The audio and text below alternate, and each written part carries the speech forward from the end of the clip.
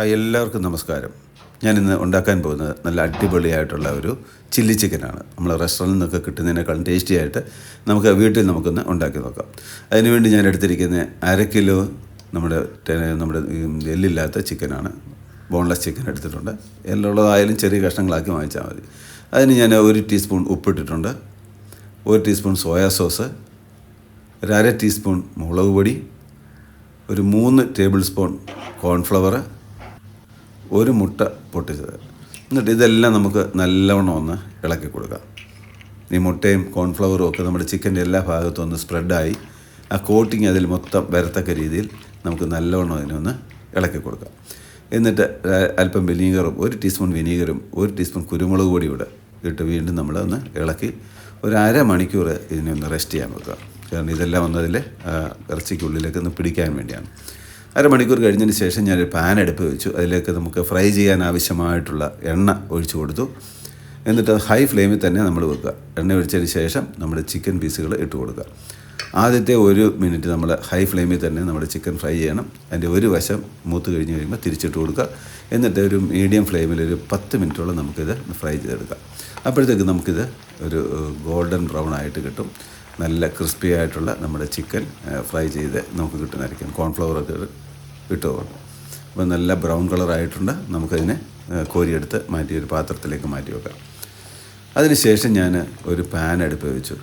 അതിലേക്ക് ഞാനൊരു 3 table spoon എണ്ണ ഒഴിച്ചു കൊടുത്തു. 1 ഇഞ്ച് നീളത്തിലുള്ള ഇഞ്ചി എടുത്ത് അതിനെ ചെറുതായിട്ട് അരിഞ്ഞു. ഒരു 10-15 വെളുത്തുള്ളി, 3 പച്ചമുളകും ചെറുതായിട്ട് അരിഞ്ഞു ഇട്ട് 1 മിനിറ്റ് നമുക്കൊന്ന് മൂപ്പിച്ചെടുക്കാം. ഒരു പച്ചമണം മാറി കിട്ടിയാൽ മതി. നമുക്ക് തീരെ അങ്ങ് മൂത്ത് പോകണം. എന്നിട്ട് ഞാൻ ഉള്ളിയുടെ തണ്ടെടുത്തിട്ട് അതിൻ്റെ ചുവട് ഭാഗം, വെള്ള ഭാഗം അതുകൂടെ നമ്മൾ കുറച്ച് കട്ട് ചെയ്തിട്ട് കൊടുത്തിട്ടുണ്ട്.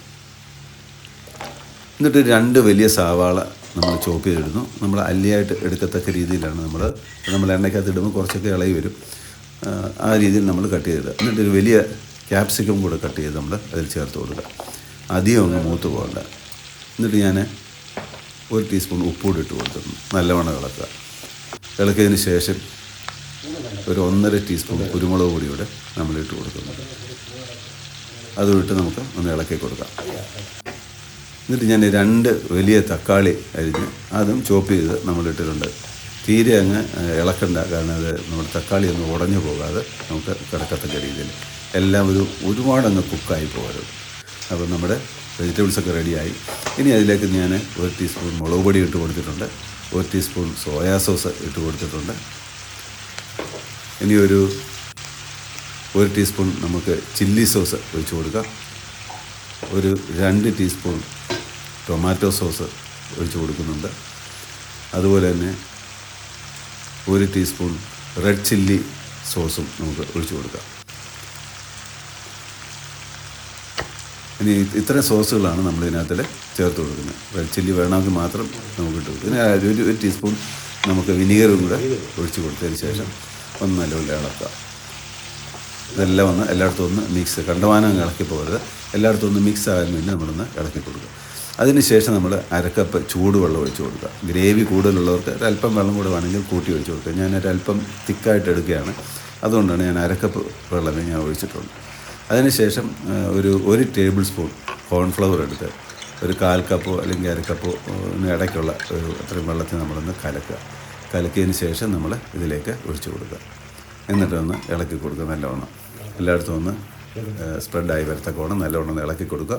നമ്മുടെ ഗ്രേവി ഒന്ന് തിക്കനായി വരുമ്പോഴത്തേക്ക്, ഒന്ന് കുറുകി വരുമ്പോഴത്തേക്ക് നമുക്ക് നമ്മൾ വറുത്ത് വെച്ചിരിക്കുന്ന നമ്മുടെ ചിക്കന് ഇട്ട് കൊടുക്കാം.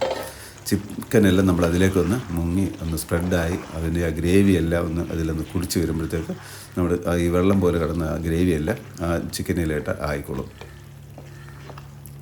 അങ്ങനെ നമ്മൾ ഇതിന് ലാസ്റ്റിൽ നമ്മുടെ ആ ഉള്ളിയുടെ തണ്ട് കട്ട് ചെയ്തതിൻ്റെ മേളത്തെ ആ ഗ്രീൻ ഭാഗം കൂടെ അതിലേക്ക് ഇട്ട് കൊടുക്കുക ഗാർണിഷ് ചെയ്യാൻ. എന്നിട്ട് നമ്മുടെ അടിപൊളിയായിട്ടുള്ള നമ്മുടെ ചില്ലി ചിക്കൻ റെഡി ആയിട്ടുണ്ട്.